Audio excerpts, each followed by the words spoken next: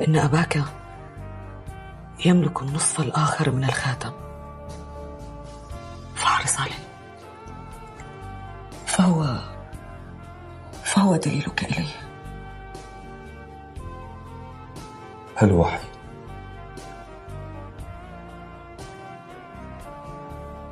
لا أعرف شيئا يا بني سوى أنه ترك لي هذا الخاتم،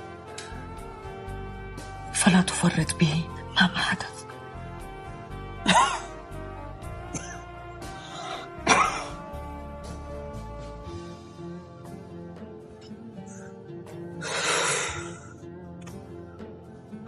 أيعقل أن يكون أبي؟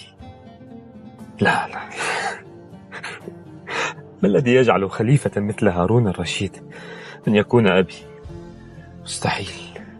ولكن الخاتم